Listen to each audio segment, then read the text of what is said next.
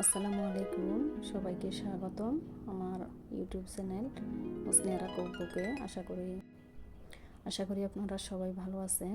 আমি আপনাদের মাঝে আরেকটি নতুন ভিডিও নিয়ে হাজির হলাম। তো আশা করি দেখে বুঝতে পারছেন কি নিয়ে ভিডিওটা আজকের। তো একেবারে ঘরোয়া এবং স্বাস্থ্যকর একটা রেসিপি, ভীষণ ভীষণ উপকারী। তো আপনারা সবাই আমার সাথে থাকুন, দেখতে থাকুন কিভাবে আমি রেসিপিটি আপনাদের সাথে উপস্থাপন করি। আশা করি আপনাদের সবার ভালো লাগবে। তো আমি শুরুতে যে হলুদ দুইটা তিনটা দেখালাম আপনাদেরকে, তো হলুদগুলোকে ভালো করে পরিষ্কার করে ধুয়ে তার সাথে কিছু উপকরণ নিয়েছি। দেখতে পাচ্ছেন কি কি উপকরণ আমি আজকে নিয়েছি। তো দেখেন, আমি দেখিয়ে দিচ্ছি এখানে কি কি উপকরণ নিয়েছি মশলার ভিতরে। দেখে তো অবশ্য বুঝতে পারতেছেন। কিছু সরিষা, কালো জিরা, গরম মশলা, তারপরে জিরা, ধনিয়া, এদিকে আদা কয়েক টুকরো, পেঁয়াজ কয়েক টুকরো, রসুন আর কাঁচামরিচ। আসলে কাঁচা হলুদটা আমাদের শরীরের জন্য ভীষণ উপকারী। বিশেষ করে রোগ প্রতিরোধ ক্ষমতা বাড়াতে এবং আমাদের শরীরটাকে সুস্থ রাখতে কাঁচা হলুদের উপকারিতা কিন্তু অনেক। এটা আমাদেরকে ভীষণভাবে সাহায্য করে। তো এক কথা বলতে গেলে এটি প্রাকৃতিক অ্যান্টিবায়োটিক হিসেবে আমাদের শরীরের জন্য কাজ করে, ব্যথার ক্ষেত্রে আর কি, ব্যথা বা ক্ষতস্থানের ক্ষেত্রে। আসলে এটা ভীষণ উপকারী। এটার গুণাগুণ এবং উপকারিতা বর্ণনা করে কোনো শেষ করা যাবে না। তো আমি এখন এই আস্ত উপকরণগুলোকে রান্নার জন্য উপযোগী করে নিব। সবগুলোকে আমি ব্লেন্ডার জারে বেটে নিব। পাটায় বেটে নিলেও ভালো হয়। তো দেখেন, আমি রান্নার জন্য চলে আসলাম। উপকরণগুলো আমার রেডি। এখন আমি তেল দিয়ে দেব কড়াইতে। তো তেল এখানে যে কোনো তেল দেওয়া যায়। আমার আজকে সয়াবিন তেলটা নাই, তাই আমি অলিভ অয়েল দিয়ে দিলাম। যেহেতু এটা আমি কষাবো না, ময় মশলাগুলো অগ্রিম, তো অলিভ অয়েল দিয়ে আমার রান্নাটা হবে। তো আমি পরিমাণ মতো তেল দিয়ে দিলাম। এখন দিয়ে দিচ্ছি এখানে একটু মোটা করে পেঁয়াজ কুচি আর কাঁচামরিচ। আর হচ্ছে কি, হলুদের ভিতরে পেঁয়াজ কুচিটা একটু বেশি লাগে, একটু বেশি পরিমাণে দিতে হয়। এরপরে সাথে আমি যুক্ত করতেছি কিছু মুরগির, লাল মোরগের চামড়া, যেটাকে বলা হয় চামড়া, এটা খুবই শক্ত। তো এই মুরগির চামড়াটা দেওয়ার কারণে আমি এইভাবে আজকে রান্না করব। তো এখন বাটা মশলাগুলো দিয়ে দিতেছি। এরপরে বাকি উপকরণগুলো আস্তে আস্তে দিয়ে দেব। তো আমি শুরুতে আসলে আমি পেঁয়াজগুলো কষিয়ে দিতাম, কিন্তু মুরগির চামড়াটা দেওয়ার কারণে আজকে আমি এভাবে রান্না করতেছি। এভাবে করলে চিন্তা করলাম যে রান্নাটা আমার ভালো হবে। তো আমি একে একে সব উপকরণ এখানে দিয়ে দিতেছি। দেখেন, আমার সাথে থাকেন।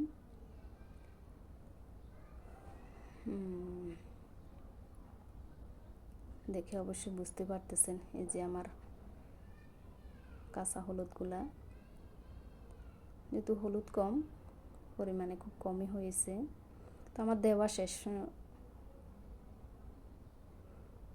শেষ হয়ে গেলে আমি সবগুলাকে একসাথে মিশিয়ে নেব। দেখবেন আমি এখানে দুটো উপকরণ কিন্তু দেব না, আপনারা খেয়াল করেন এখানে আমি কি কি দিছি, কি কি দেওয়া হয় নাই, খেয়াল করেন। কিন্তু রান্নার স্বাদের জন্য আসলে কিছু উপকরণ অ্যাড করতে হয়, আবার কিছু উপকরণ কিন্তু বাদ দিতে হয় অনেক সময়। তো এখানেও ঠিক আমি দুইটা উপকরণ দেই নেই। আপনারা খেয়াল করছেন কিনা সেটা আমার খেয়াল যদি না করেন, একটু ভালো করে খেয়াল করেন আমি কোন দুটি জিনিস দেই নেই। আমি কিন্তু আপনারা না বুঝতে পারলে ভিডিও শেষে আমি বলবো কি দেই নেই, অবশ্যই কমেন্ট করে জানাবেন। তো আমি সব উপকরণগুলোকে হাতে মাখিয়ে নিচ্ছি। তেলটা আমি যে পরিমাণ দিয়েছি ইনশাল্লাহ হয়ে যাবে, কারণ কাঁচা হলুদ থেকে একটু তেল বের হয়। আর এভাবে দেওয়ার কারণ হচ্ছে আমার মুরগির চামড়াগুলা, এটা কক মোরগের চামড়া লালগুলা যেগুলা, এই মুরগিগুলা তো অনেক শক্ত, এগুলা চামড়া অনেক শক্ত। তো একসাথে এটাও সিদ্ধ হবে আর আমার হলুদটাও সিদ্ধ হবে। তো দেখেন, আমি এখানে আর বেশি পানি দিব না। মিক্সার জার এবং মশলাটা ধুয়ে আমি একটু পানি দিয়ে দিছি। এখন আরেকটু দ্বিতীয়বার ধুয়ে দিয়ে দিলাম। এর বাহিরে আমি কোনো পানি দেব না, কারণ এটা শুকনো শুকনো হবে একদম। এটা একদম শুকনো শুকনো বোনা হবে। তো আমি চুলার আঁচটা এখন ধরিয়ে দেব। দেখেন, বলক আসা শুরু হয়েছে আমার হলুদের। তো এই ভাজিটা কিন্তু গরম ভাত দিয়ে খেতে ভীষণ মজার হয়। যারা খান নাই কখনো তারা একবার ট্রাই করবেন। আসলে স্বাদের জন্য স্বাদ কার কেমন লাগে জানি না, সেটা যার যার জিহ্বার স্বাদ অনুযায়ী আসলে আর রান্নার পদ্ধতি অনুযায়ী, কিন্তু উপকারিতা কিন্তু বর্ণনা করে শেষ করা যাবে না। এটা যে কি পরিমাণ উপকারী, বুঝছেন? কি পরিমাণ উপকারী আমাদের লিভার থেকে শুরু করে শরীরের এমন কোনো অঙ্গ নয় যেটাতে এটা কাজ করে না। ভীষণ উপকারী। আমাদের দেশে তো অঞ্চলভিত্তিক কিছু খাবার থাকে। তো আমাদের অঞ্চলেও আমরা ছোটোবেলা থেকে দেখে আসছি যে মা, দাদি, নানি, খালারা বা যাদেরকে দেখছি মুরব্বীদেরকে, বিশেষ করে এটা কাদের ক্ষেত্রে প্রযোজ্য, এটা একজন প্রসূতি মায়ের ক্ষেত্রে। যখন একটা নবজাতক বাচ্চা ভূমিষ্ঠ হয়, তার মাকে সর্বপ্রথম এই হলুদ ভাজিটা দিয়ে ভাত খেতে দেওয়া হয়।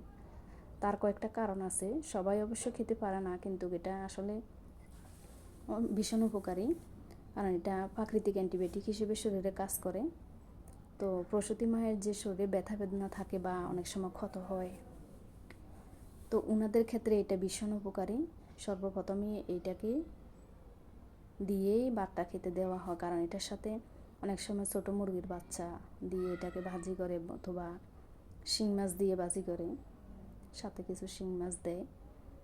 তো এমনিতেও শুধু পেঁয়াজ ময় মশলা দিয়েও এটা খাওয়া যায়, শিং মাছ বা মুরগির বাচ্চা এগুলো যদি না থাকে। এটা গরম গরম ভাতের সাথে কিন্তু অনেক মজাদার একটা রেসিপি। তো দেখেন আমার ভিডিওটা কিন্তু প্রায় শেষের দিকে, কথা বলতে বলতে আমার হলুদ ভাজি প্রায় হয়ে আসছে, কারণ এগুলাকে অনবরত লাগতে হবে, আগুনে যেন পোড়া না লাগে নিচ দিয়ে। তো আর এটা ভাজার সময় এমন একটা কড়াইতে ভাজতে হবে যে কড়াইতে এটা পোড়া লাগবে না, দাগ লাগবে না নিচে। তো এমন একটা কড়াইতে ভাজতে হবে, কারণ পোড়া যদি একবার যায় ওটার আর স্বাদটা থাকে না, পোড়া পোড়া গন্ধ আসে। তো পোড়া গন্ধটা না আসার জন্য, পোড়া না লাগার জন্য এমন একটা কড়াইতে দিতে হবে যেটা তেলতেলা। তো দেখেন এটা কিন্তু আরও তেলটা আরও শুকাবে, আরও কালো কালো হবে এটা। তো আমার যে আপুরা এটা কখনো খান নাই, একবার ট্রাই করতে পারেন। এটা যে কোনো বয়সের মানুষই এটা খাইতে পারে, যে কোনো বয়সের মানুষই খাইতে পারে। তিতা বলতে নাই, আমি ট্রাই করে দেখছি, হলুদ কিন্তু তিতা হয়। এইগুলা তো ঢাকা শহরের যে মোটা মোটা কোন দেশি হলুদ, এগুলা কোন জায়গার কে জানি, এই মোটা হলুদগুলা এগুলাতে তিতা নাই, একদম মিষ্টি হয়ে গেছে প্রায়। আমাদের গ্রাম অঞ্চলে যে হলুদগুলা হয় ওগুলাই খাইতে দারুণ, কারণ ওগুলাতে ঘ্রাণ যেমন থাকে তিতাটা তেমন থাকে। তিতাটা বলতে কেমন তিতা, অনেকে মনে করবো অনেক তিতা, না। বা উস্তা খাই আমরা, তিতা করলা খাই, ঠিক উস্তা এবং তিতা করলার মতো এই পরিমাণ তিতাটা থাকে। আপনারা চাইলে মুরগির ডিম, মাছের ডিম এগুলো দিয়েও বাছতে পারেন। মুরগির ডিম বা মাছের ডিম দিয়েও এটা ভাজা যাবে, বা চাইলে শুধু পেঁয়াজ দিয়ে গরম মশলা দিয়েও ভাজা যাবে, ওইভাবেও খাওয়া যায় এটা। তো কথা বলতে বলতে আমার রান্না প্রায় একদম শেষের দিকে। ধন্যবাদ আমার যে দর্শকরা সময় ব্যয় করে দেখতেছেন। আশা করি আপনারা চেষ্টা করবেন একবার। এটা কিন্তু অনেক উপকারী, আমি বারবার বলতেছি। কাঁচা হলুদের উপকারিতা এটা আপনারা আসলে বই পুস্তকে বা গুগলে সার্চ দিয়েও আপনারা দেখতে পারেন, কাঁচা হলুদের কোন কোন ক্ষেত্রে কাঁচা হলুদটা আসলে ভীষণ কার্যকর। আমি আবারও দেখতেছি, এটাতে একদম তিতেই হয়নি, সামান্য একটু গ্রানটা আছে। আমার আজকের ভিডিওটি যদি একটু লম্বা হয় কিন্তু শিখে নিতে পারবেন। তো আমার যে সকল দর্শকরা প্রাকৃতিক এবং স্বাস্থ্যকর খাবার পছন্দ করেন তাদের জন্য আমার আজকের এই রেসিপিটি অবশ্যই কেমন লাগছে সেটা কমেন্টে জানাবেন। আর কাঁচা হলুদ ভাজি নিয়ে আমার ভিন্ন স্টাইলে আরেকটি ভিডিও আছে আমার চ্যানেলে, স্নেহারা কুকবুকে। তো যদি প্রয়োজন মনে করেন আমার ওই ভিডিওটিও দেখে আসতে পারেন। ভালো লাগলে লাইক কমেন্ট শেয়ার করে দিবেন এবং সাবস্ক্রাইব করে পাশে থাকবেন। আপনাদেরকে সেই আশা আমার। তো বন্ধুরা, দেখতেই তো পেলেন খুব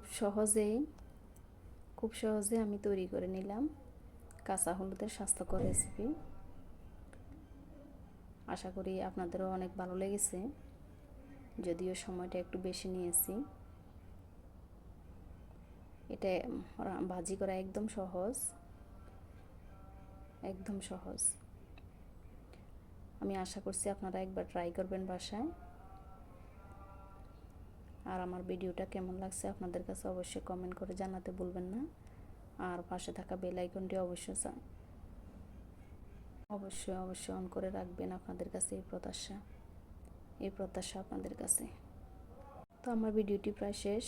তো ভালো থাকবেন, সুস্থ থাকবেন, নিজের খেয়াল রাখবেন। দেখা হবে পরবর্তী ভিডিওতে। আল্লাহ হাফেজ, আসসালামু আলাইকুম।